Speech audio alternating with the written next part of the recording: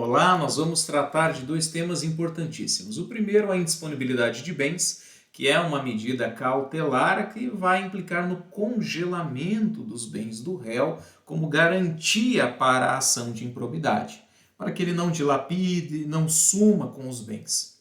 E o segundo ponto, a declaração anual de bens, como requisito, condição indispensável, inclusive para assumir o cargo público, condição de posse e exercício. Para quê? Para que haja um acompanhamento patrimonial do agente público, não é verdade? Então, para assumir um cargo público, você precisa apresentar a declaração de bens que foi apresentada à Receita. Professor, mas se eu não tenho declaração de imposto de renda, normalmente a maioria dos concurseiros não é contribuinte do imposto, então vai ter um outro formulário lá para preencher, mas vai ter que apresentar uma relação de bens. Primeiro cargo público meu, eu declarei lá 5 caixas de livros, R$ 200 na poupança, um carro velho, assim, normal, né? Hoje o professor declara, graças a Deus, imposto de renda todos os anos, né? A gente paga imposto, mas fica feliz de estar numa condição melhor de vida.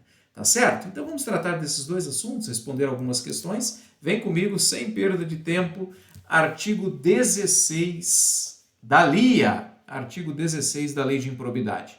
Na ação por improbidade administrativa, poderá ser formulado antes ou durante a ação, olha aí, em caráter antecedente, antes da ação, ou incidente durante a ação, o pedido de indisponibilidade dos bens dos réus. Para quê? Qual o objetivo? Qual a finalidade? Tá aí, ó, garantir a integral recomposição do erário, o erário são os cofres públicos, ou o cofre público, ou do acréscimo patrimonial resultante de enriquecimento ilícito, ilegal.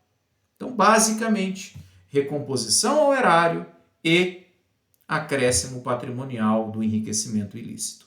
São essas duas grandes finalidades, tá bem? O Ministério Público pode pedir também à pessoa jurídica interessada, né? Inclusive podem ser alcançados aplicações, contas e bens localizados no exterior, de acordo com os tratados internacionais de que o Brasil é signatário. De fato, o Brasil assinou a Convenção de Mérida, lá do México, na qual ou pela qual ele se comprometeu, o país, o Brasil, a combater a corrupção. Esse é um compromisso internacional, que não é só nosso, mas de muitas ações, muitas nações por todo o mundo. Essas nações se comprometem em tratados internacionais e colaboram umas com as outras para recuperar dinheiro sujo, para recuperar bens auferidos, adquiridos de forma ilícita, nos mais das vezes, ou no mais das vezes, por atos de corrupção. Tá bom? Então estamos tratando aqui da indisponibilidade, que tem uma função acautelatória. Ela é uma medida cautelar. Por que cautelar? Porque ela tem a função de garantir a integral recomposição dos cofres públicos ou desse acréscimo patrimonial decorrente de um enriquecimento ilícito. Beleza, gente? Isso é tranquilo, né? Não há grandes dificuldades, não. O artigo 16, parágrafo 3º, diz que esse pedido só vai ser deferido, só vai ser autorizado pelo juiz, se ficar demonstrado um perigo de dano irreparável ou risco ao resultado útil do processo. Ou seja, tem que ser demonstrado concretamente qual é o risco do réu de lapidar os bens, né? Ou simplesmente não ter condições de recompor o patrimônio por culpa dele. Tá certo? Então, perigo de dano irreparável ou risco ao resultado útil do processo. Claro, o juiz tem que se convencer, né, de que aquela ação tem uma probabilidade boa de ser procedente, de que de fato há indícios sérios da prática de improbidade e, como regra, ouve-se o réu em 5 dias. É isso mesmo, professor? É isso mesmo. Então o juiz manda lá uma cartinha para o réu, uma intimação para o réu, falando, olha, estão pedindo congelamento dos seus bens aí, o que você tem a dizer? E ele não vai sumir com os bens? Pois é, essa é a grande questão, né? Diz o parágrafo 4º que a indisponibilidade pode sim ser decretada sem ouvir previamente o réu. Quando comprovadamente né, o contraditório, a oitiva do réu puder comprometer a efetividade da medida, ou houver outras circunstâncias que recomendem a proteção liminar. Mas a urgência não pode ser presumida. Não pode ter argumento genérico. Eu acho que o réu vai dilapidar os bens, eu acho que o réu vai sumir com os bens. Tem que demonstrar concretamente. Olha, o réu já está anunciando os bens dele aí no site. Aqui no Paraná a gente fala picareta, né? O povo aí já estão vendendo os bens do réu aí, está anunciando na praça.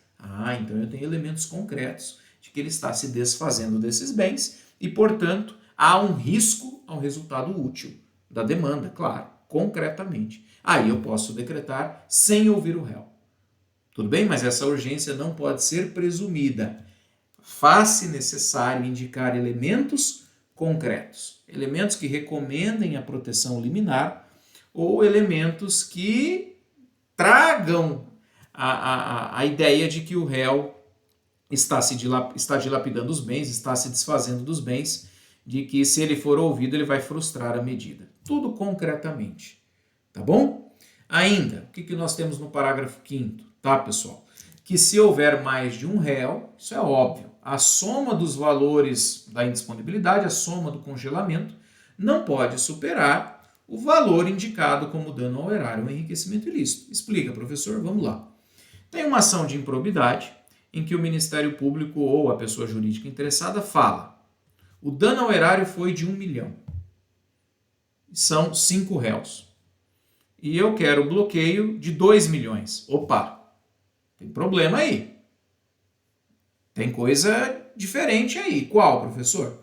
Se eu falo que o dano é 1 milhão, como é que eu vou pedir 2 milhões de congelamento? Não dá. Não dá. A somatória dos valores indisponíveis não pode superar o montante do dano ao erário, nesse exemplo, ou do enriquecimento ilícito.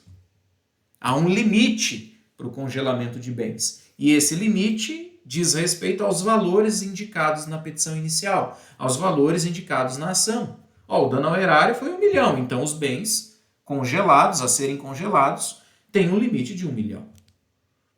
O réu se enriqueceu em 500 mil, então o limite para o congelamento são 500 mil. Tudo bem? Tem que haver uma proporcionalidade aí na decisão e nos valores declarados indisponíveis. Agora aqui tem outras regrinhas, né? O parágrafo 6º fala que o valor da indisponibilidade considerará a estimativa do dano. Isso aí a gente já viu.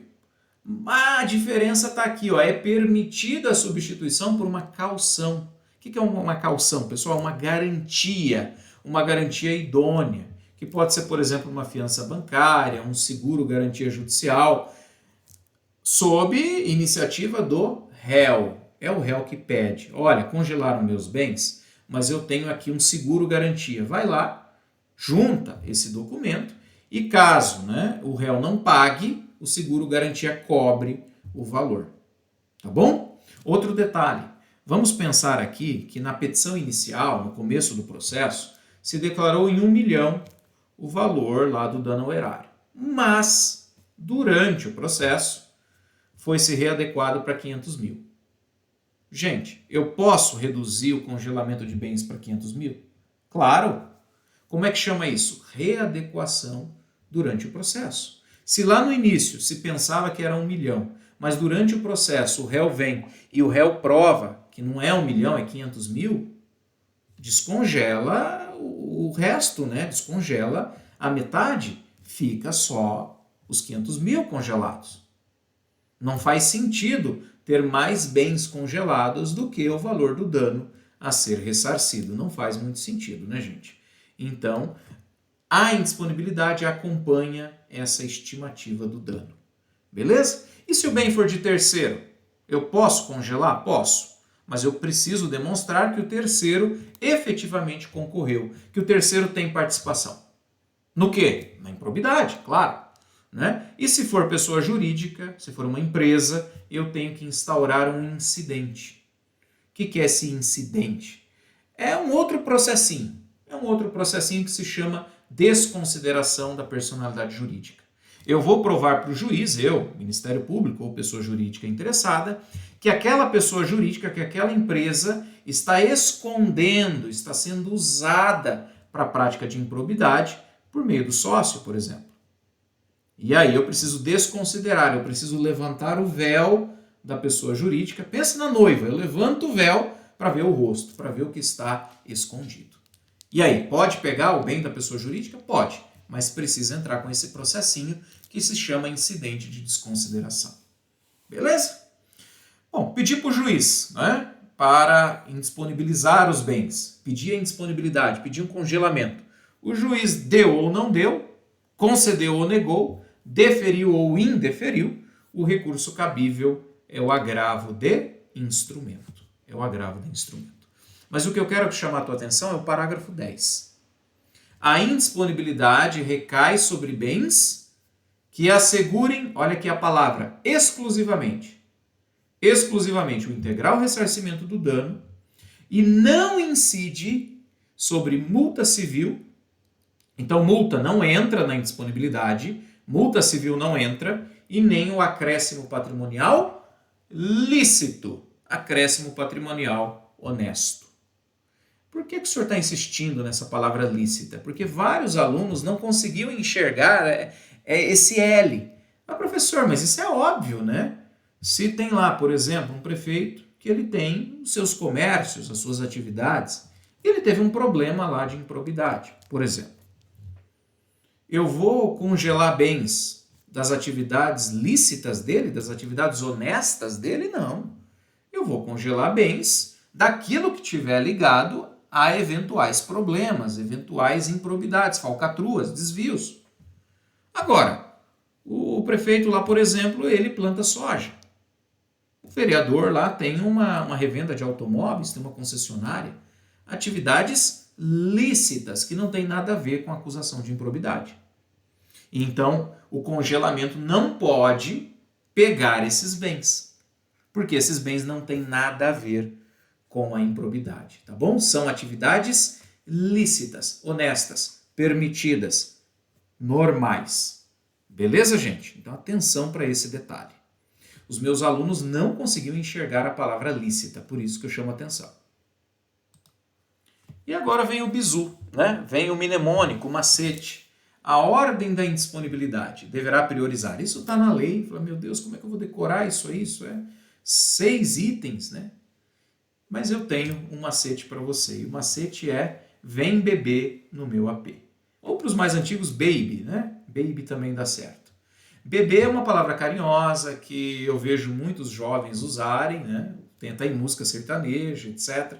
E você chama aquela pessoa querida, aquela pessoa que você está afim, para ir no seu apartamento. E chega lá e quer convidar para aquela viagem dos sonhos. Como último recurso, tem lá uma mala de dinheiro para fazer a lua de mel, se a pessoa aceitar viajar contigo. Então, qual que é a ordem? Vem beber no meu AP. Se nada der certo, aí abre a mala, vamos viajar. V de veículos.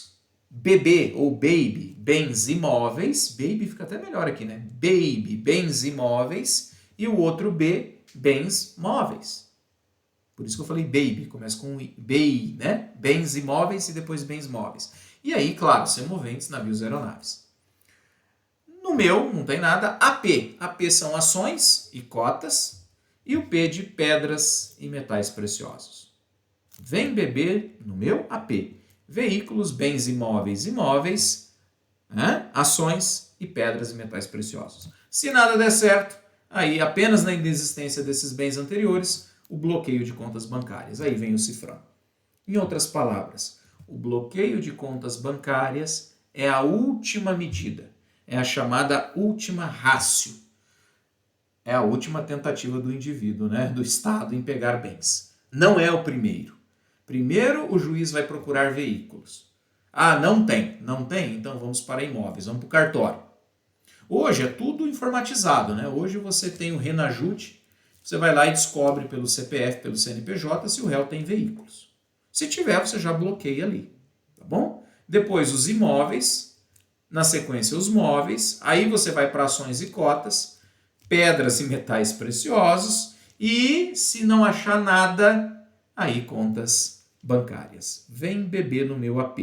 crie imagem mental, que isso facilita demais a aprendizagem. Pessoal, tem limites aqui, tá? Olha o parágrafo 13 ali. É vedada a decretação de indisponibilidade de até 40 salários mínimos do réu. Esse é o chamado mínimo existencial. Mínimo existencial. É um valor que a lei acha, ou que a lei considera, que o réu precisa ter para comer. 40 salários mínimos. Então é vedada, é proibida a indisponibilidade da quantia de até 40 salários mínimos. Seja na poupança, seja em conta corrente ou em aplicações financeiras. Tá certo? Se for uma empresa, o juiz tem que olhar se essa empresa presta serviços públicos e se o congelamento não vai prejudicar o serviço. É vedada a adoção de medida capaz de acarretar prejuízo à prestação de serviços públicos. Por quê, professor? Nessa área, nós temos o princípio da continuidade dos serviços públicos. Então, imagina o seguinte, tem lá uma empresa de ônibus que está envolvida num problema de improbidade.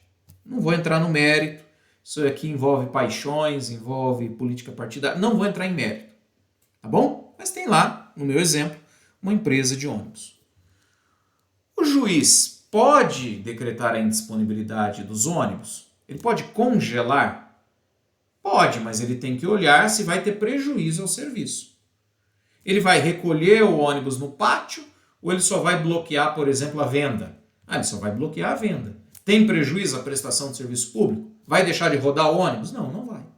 Não vai. Agora, vamos pensar o seguinte. Os ônibus já são velhos. Precisam ser substituídos. Precisam vender o ônibus velho para comprar o ônibus novo, porque o ônibus velho está quebrando, está deixando gente no ponto de ônibus esperando. Aí, se eu indisponibilizar esses ônibus, vai ter prejuízo à prestação? Vai. Então, é caso a caso. Professor, mas daí pode vender o ônibus velho com compromisso, né, já bloqueando o ônibus novo. Pode. Então, tudo é caso a caso. Tá bem? Inclusive, o bem de família.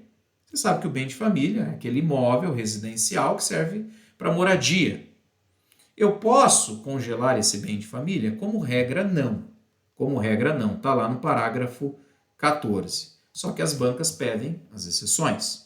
Então, é vedada a decretação de indisponibilidade do bem de família, salvo, claro, se ficar comprovado que o imóvel é fruto de dinheiro sujo, que o imóvel é fruto de ato de improbidade, que o imóvel é fruto de vantagem patrimonial indevida. Professor, mas aí também pudera, né? Eu sei. Mas o óbvio precisa ser dito. Esse parágrafo é o óbvio.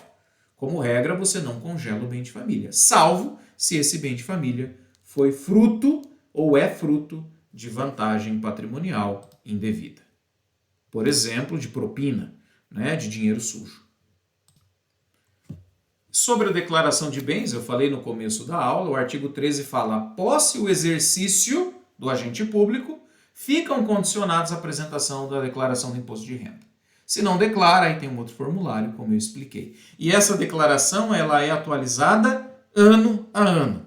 Anualmente, também na data em que o agente público deixar o mandato, cargo, emprego ou função. Para que isso? Para proporcionar, como eu disse, o acompanhamento patrimonial do agente público. Simples. O agente público ganha R$1.000 por mês, vai, no meu exemplo. Então, é natural que ele compre uma casa de 1 milhão se ele não tem outros bens? Não é. Dinheiro não dá em árvore. Então, eu preciso acompanhar a evolução patrimonial para ver se esse agente público está sendo honesto, se ele está sendo uma pessoa proba, uma pessoa honesta, uma pessoa correta. Tá certo? Professor, e se ele não apresentar a declaração? Ele vai para a rua. Sério, professor? Simples assim. Está no parágrafo 3º. Será apenado com pena de demissão, sem prejuízo de outras sanções, de outras punições, o agente público que se recusar a prestar a declaração de bens, né, no prazo determinado, ou prestá-la falsa. São duas hipóteses. Quando eu não apresento ou quando eu apresento uma declaração falsa. Vai para a rua, é demissão. Eu me lembro, quando eu recebia os e-mails, as comunicações internas, tem o prazo de 30 dias para apresentar a declaração sob pena de demissão. Falei, nossa, sob pena de demissão? Caramba, né? Precisa ser rude assim? Não dá para ter carinho? Não, não dá. Não dá porque está na lei. Será penado com a pena de demissão se você, enquanto agente público, se recusar a prestar a declaração de bens ou prestá-la falsa. Inclusive, eu volto a falar. Quais são os momentos? Quando chega, quando sai e todo ano. Quando chega, quando sai e todo ano. Beleza? Olha a perguntinha aqui, ó. Esse tema chove nos concursos, tá? O senhor X, servidor público estadual, recusa-se a prestar a declaração de seus bens no prazo determinado, sob a alegação de que a informação está acobertada pelo sigilo fiscal. Olha o blá blá blá, olha o canto da sereia, né? Olha a casca de banana. Sigilo fiscal, não sei o quê. Tem nada a ver. A lei diz que tem que apresentar, que isso não tem nada a ver com sigilo fiscal. Então, nesse caso, o senhor X não será punido? Errado. Letra B, será punido com a pena de demissão sem prejuízo de outras sanções cabíveis. Essa aqui é a letra B de bola. Deixo em negrito para você e falo, principalmente banca VUNESP, estude com carinho esse tema. Beleza, gente? Nós terminamos mais este bloco. Qualquer dúvida, o professor fica à disposição no @prof_Ferdinando Scremin. Valeu!